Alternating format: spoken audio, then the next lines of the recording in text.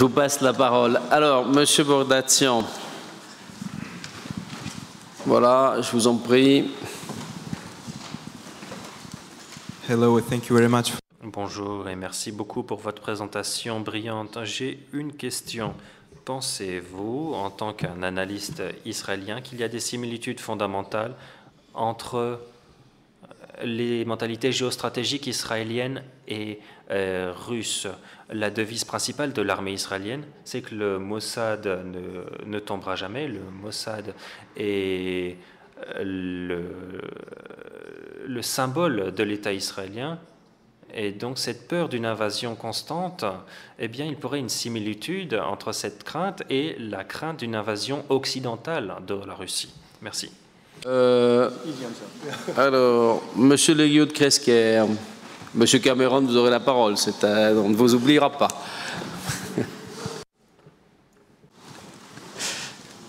On va prendre 3 questions des étudiants d'abord, et puis ensuite la salle. Bonsoir, oui. Messieurs. Bon, moi, je suis désolé, mais ma question, c'est bien plus trivial que les vôtres, monsieur. J'aimerais savoir si... d'un certain temps, elles deviennent complexes. Il suffit d'attendre. J'aimerais savoir si l'implosion de l'Union européenne est un objectif clair de la Russie, et si oui, quelle stratégie met-elle en place pour l'atteindre? Est-ce que l'implosion de l'Union européenne est un but stratégique de la Russie? Alors, qui j'avais vu avant M. Cameron comme main qui se levait? Où ça? Ah, tout là-haut. Ah, je vous avais... Voilà, et après, M. Cameron, vous prendrez le 2e cycle de questions. Bon.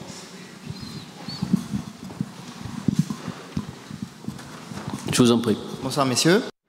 On lit souvent sur la culture stratégique russe, sur le long terme, dans le temps long, que la Russie a toujours privilégié l'héroïsme des combattants, le choc, la masse, sur la supériorité du commandement stratégique, la manœuvre ou surtout le matériel. Est-ce que vous pensez que le soldat russe est plus héroïque que les autres sur le temps long et aujourd'hui? Est-ce que vous pensez aussi que cette culture-là stratégique, si vous pensez qu'elle reste forte d'actualité aujourd'hui, ne rentre pas quand même en contradiction avec votre concept de coercion que vous avez développé ce soir, qu'il y aurait peut-être des tensions à l'avenir, même si vous avez montré une évolution. Voilà, je vous remercie. Merci beaucoup. Question d'historien. Dmitri, je vous laisse répondre. Yes. Bon, je vais commencer par la question très importante de la Transnistrie et de la guerre non linéaire. Une réponse très courte, oui. Bon, premièrement, je ne l'ai pas étudié en profondeur, mais je n'y pensais même pas en ces termes. Mais maintenant que vous posez cette question, j'y ai réfléchi quelque peu, et je crois que l'idée du conflit gelé, qui est assez répandue en ex-URSS, en Transnistrie, en Abkhazie, en Ossétie, eh bien, c'est un excellent test pour beaucoup d'idées de la guerre nouvelle génération, même si je ne voyais pas cela en ces termes. Il faudrait que je revienne sur la littérature pour vérifier si les théoriciens militaires russes eux-mêmes faisaient référence à cet exemple afin d'orienter leur réflexion sur la concurrence stratégique actuelle. Mais sans aucun doute, ils ont été façonnés par cette expérience, ça ne fait aucun doute. Il n'y avait pas de composante nucléaire, sauf si l'on pense qu'il y avait une dissuasion générale ou implicite vis-à-vis de l'Occident qui suivait une certaine réserve, qui se retenait d'intervenir vu la possibilité nucléaire. Et donc il faudrait revenir cela et voir si cette idée de la guerre non linéaire était une influence dans ce cas. Il faudrait que j'y réfléchisse plus avant. Et là, en improvisant, si vous prenez la liste de pointage de Gerasimov du type classique de la guerre nouvelle génération, par exemple ce qui a été mis en pratique en Syrie Et si l'on voit aussi la Transnistrie, le patriotisme, la subversion de l'intérieur, ou développer le potentiel de manifestation de la population et la manipulation stratégique du discours politique de l'intérieur, là, tout cela se retrouve. Donc merci pour cet enseignement. Et c'est lié à la question que l'on posait concernant l'OTAN. C'est une très bonne question. Et je n'ai pas non plus étudié en profondeur cette question, mais si j'étais à Moscou et que mon but était celui que j'ai esquissé dans ma présentation, voilà exactement ce que je ferais. Là, ça se comprend tout à fait. Surtout qu'il semblerait que récemment en Europe, on n'a même pas vraiment besoin d'injecter beaucoup d'activisme stratégique. Il y a un point historique si unique en Europe actuellement que dans certaines situations, il vaut mieux s'en garder et ne pas perturber la situation et la laisser se dérouler d'elle-même. Et là, vous avez tout à fait raison. La lutte informationnelle et la coercition transversale créent un état d'esprit conceptuel qui vous prépare mieux à exploiter ces éventualités. Donc, merci, excellente question. Et j'en passe maintenant à votre question, monsieur, concernant la culture stratégique. 2 points, et là encore, merci, Nicolas, pour vos excellentes remarques concernant la culture stratégique. Avant d'y répondre, je vais vous dire que je crois que, vu les recherches que j'ai menées et ce qu'on en a fait sur la culture stratégique russe et soviétique, l'une des caractéristiques de la culture stratégique russe, c'est une déconnexion traditionnelle entre les paroles et les actes. Très souvent, il y a la théorie de la culture stratégique est complètement déconnectée de la capacité matérielle à la mettre en pratique. Ça se faisait sur la révolution des affaires militaires de Kharkov et cela se vérifie aussi sur la guerre nouvelle génération. Là, on en revient aux armes nucléaires, Nicolas, parce que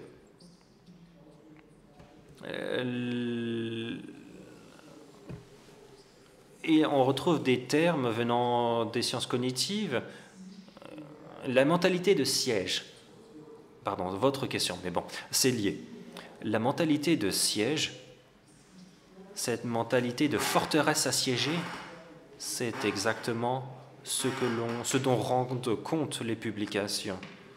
Exactement les idées que vous avez esquissées. Israël, la Russie et l'Iran sont des pays avec une mentalité de siège très prononcée. Vous avez tout à fait raison. Et pour cette raison, et j'en reviens à votre question, monsieur, quand on a une culture, une mentalité de siège, quand on pense aux menaces éventuelles, on ne pense pas simplement aux menaces extérieures, on pense aussi aux menaces intérieures. Et bien souvent, les menaces intérieures et la subversion de l'intérieur est plus dangereuse que les menaces de l'extérieur. Parce qu'on ne peut pas utiliser l'arme nucléaire contre la Russie. Personne ne va envisager d'envahir la Russie parce qu'elle a l'arme nucléaire. Mais là, je cite des auteurs russes. Comme le démontre l'histoire de la guerre froide, on peut faire changer le régime de l'intérieur. L'effondrement de l'URSS, qui a été qualifié comme la plus grande catastrophe géopolitique du XXe siècle par Poutine lui-même, eh bien, la perte de la guerre froide n'est pas due à une invasion américaine, mais parce que, du point de vue russe, il y a une subversion, la culture interne, il y a une déstabilisation de l'intérieur en Union soviétique qui a fait s'effondrer l'empire de l'intérieur. Et donc, si vous allez lire les livres blancs russes, la doctrine de politique extérieure militaire ou de sûreté nationale, on voit une place toute particulière dédiée à la sûreté spirituelle ou à la sûreté idéologique de l'État, et ça a toute son importance, une importance égale à l'arsenal nucléaire. C'est vraiment très stratégique. Mais cela se retrouve aussi au niveau tactique opérationnel. Le patriotisme actuellement a une part sans précédent dans l'éducation patriotique, dans l'armée et dans la société. C'est sans précédent depuis l'ère soviétique en Russie à cause de l'intensification de la concurrence stratégique. Cameron, pour introduire la deuxième la deuxième volet de questions. Je vous en prie. Bonsoir. Merci pour votre intervention. J'aurais souhaité que... Est-ce que vous pensez que le besoin de Moscou de mener une guerre hybride avec toutes les précautions que vous avez apportées, notamment avec l'utilisation de la cybernétique dans un but informationnel et de manipulation, soit seulement lié à une peur sécuritaire ou un désir de redevenir plutôt une puissance internationale? D'accord, merci. Donc, est-ce que cet usage permet de regonfler la stature de puissance de la Russie? D'autres questions? Je vous en prie. On va prendre une autre, puis après, je sais qu'il y a certains qui veulent rentrer chez eux pour peut-être regarder certains débats. Alors, je vous en prie. Bonjour, messieurs. Donc, voilà, ma question, c'est par rapport à ce que vous avez mentionné assez souvent, c'est-à-dire la recherche du plus gros effet avec le moindre coût. Est-ce que dans le fond, il n'y a pas un impact ici de la crise économique en Russie et qui justement, comme devenant plus forte, eh bien, accentue ces idées? Et donc voilà, c'est ça. Donc le rôle de la crise. Dernière question, il y en a pas? Il y en a. Bon, très bien. Allez, je vous laisse répondre.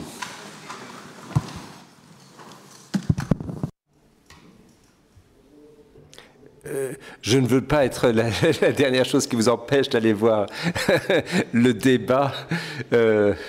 Parfait. Vous avez la scène tout à vous pendant.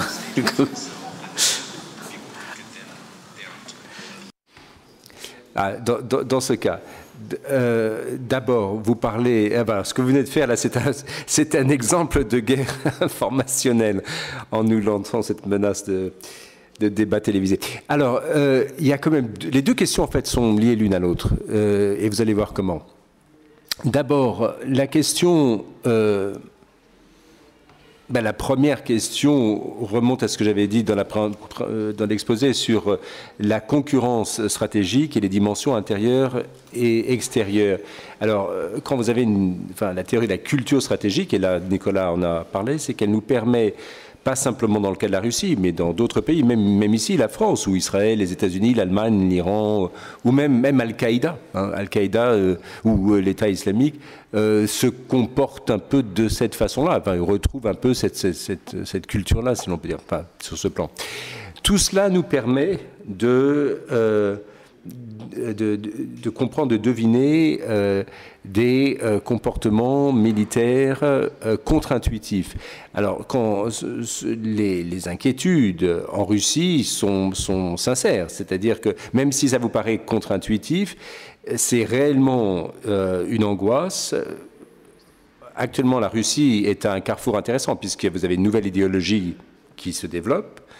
Vous avez cette nostalgie pour l'ancienne gloire et puissance soviétique, mais en même temps, avec la concurrence avec l'Occident, cette nostalgie est exacerbée. Et alors en fait, si vous regardez le récit qui sous-tend ces deux thèmes, vous verrez que ces deux thèmes sont liés par ce même récit. Alors, je ne sais pas si je réponds à cette question, et là on pourra en reparler après la conférence, mais je vous remercie de cette question. C'est vraiment, on pourra approfondir ça ensemble si vous le souhaitez. Maintenant, l'autre question, le lien entre la présence d'une crise et puis, maximiser l'utilisation de la force ou de la coercion pour le retour sur investissement en quelque sorte, investissement militaire. Alors, c'est pas lié vraiment à la crise immédiate puisque la crise s'est intensifiée après la Crimée, lorsque les prix du baril, le cours du baril du pétrole se sont effondrés. C'était plus ça que les sanctions économiques européennes. En fait, le coup mortel porté à l'économie russe n'a pas été des sanctions, mais vraiment l'effondrement des cours du baril de pétrole. Alors, justement, lorsque vous avez mais l'idée, la nécessité de pouvoir déployer le minimum raisonnable pour obtenir un maximum de résultats, cette démarche existait déjà bien avant la crise, mais a été effectivement exacerbée par la crise. Courtoisie de juger vos questions excellentes, que vous ne serez pas quand même jugé sur les réponses plutôt. Un dernier mot à Nicolas et à Dimitri pour conclure. Peut-être juste deux petits points qui ne sont pas des réponses, mais qui sont des éléments de commentaires sur des questions et des thèmes qui ont été soulevés. Le premier point, qui n'est d'ailleurs pas spécifiquement lié nécessairement à la Russie, et Dima l'a dit très clairement, on a parfois tendance, un peu trop souvent, à mêler aujourd'hui ce qui relève de ce qu'en français on appellerait de la lutte informationnelle et de ce qui relève de la cyber, au sens plein du terme, cyberdéfense ou cybersécurité. Et j'appelle juste votre attention sur le fait que Dima a été très précis dans son vocabulaire et que nous devons l'être aussi, que nous ne parlons pas de la même chose. La lutte informationnelle, c'est l'utilisation de l'information à des fins stratégiques, d'influence, de subversion, de modification des équilibres stratégiques. La cyberdéfense ou la cybersécurité en tant que telle, c'est l'utilisation d'armes informatiques offensives destinées à pénétrer des réseaux et à produire des effets qui peuvent être y compris des effets physiques de destruction dans l'élément le plus important de la manœuvre militaire. La confusion aujourd'hui vient du fait que certains éléments de la lutte informationnelle contemporaine s'appuient parfois, mais pas uniquement, sur l'instrument des cyberattaques destinées à voler de l'information. C'est-à-dire c'est l'utilisation des armes cyber à des fins de renseignement classiques, mais qui sont utilisées non pas pour récupérer les plans d'un avion, mais de l'information qui ensuite est utilisée dans la logique de la lutte informationnelle. C'est juste pour faire cette différence-là, parce qu'on entend aujourd'hui énormément de commentaires publics sur la lutte informationnelle, le cyber, etc. Et il y a des connexions entre les deux, mais d'un point de vue analytique, il faut faire attention aux termes qu'on emploie, je trouve, et ne pas mélanger les domaines. Le deuxième point que je voulais faire, c'était revenir sur la question qui a été posée sur l'articulation entre l'évolution d'une stratégie militaire et l'évolution des moyens financiers, qui, Dieu sait, s'il était un sujet d'actualité, y compris en France, mais avec un point beaucoup plus précis, un commentaire plus précis de nature historique. Si on reprend, et ça va tout à fait dans le sens de Dima, c'est pas la crise financière qui crée la stratégie, mais elle est un élément de cet environnement. Et ce qu'on remarque quand on regarde l'histoire, c'est que, et c'est là aussi assez contre-intuitif, le rapport, si je puis dire, et c'est très cynique surtout, le rapport coût puissance de destruction est évidemment infiniment plus favorable pour une arme nucléaire que pour une arme conventionnelle. Et le résultat de ce calcul cynique, c'est que dans des phases de tension internationale extrêmement fortes, et notamment de tensions asymétriques très fortes, eh bien, il peut être parfaitement rationnel pour un État ou pour un groupe d'États de faire le choix de mettre l'accent sur leurs armes nucléaires pour compenser une asymétrie conventionnelle. C'est le cœur de la défense de l'Europe dans les années 60, et c'est le cœur de la défense de Berlin-Ouest pendant toute la guerre froide. Et donc il n'est pas irrationnel, absurde, de décrire, comme Dima l'a fait, que dans la situation de crise financière extrêmement profonde des années 90, post-écroulement de l'URSS, la Russie fasse le choix, dans une logique d'asymétrie conventionnelle fondamentale et perçue dans cette logique de culture stratégique, de mentalité assiégée, fasse le choix de ce rôle fondamental et central pour les armes nucléaires. Ce qui nous ramène à la question d'aujourd'hui, et ça c'est des arbitrages qui sont faits en permanence entre modernisation des forces conventionnelles, modernisation et accroissement du rôle des armes nucléaires. On est dans une nouvelle phase de crise financière ou de crise budgétaire en Russie, et si on continue d'appliquer ce raisonnement historique, la conclusion logique, c'est la réponse que tu as faite à ma question, c'est-à-dire que dans des phases de contraction financière, ce qu'on sacrifie, c'est quelques éléments de la modernisation des forces conventionnelles plutôt que les forces nucléaires. Mais ça, je dirais, on verra à l'avenir, et c'est check against delivery. Donc on verra si cette leçon historique continue d'être appliquée. Et je terminerai juste d'une phrase pour dire que je trouve que Dima nous a présenté ce soir ce qui fait le cœur de ce que doit être la recherche universitaire dans le domaine stratégique, en termes de précision, d'attention aux sources, de précision dans la durée, de connaissance des sources originales et d'originalité et d'apport à la culture stratégique qui nous permet de dépasser certains constats parfois un peu trop schématiques. Merci Nicolas, merci d'avoir conclu par un éloge à notre conférencier. Merci Dimitri.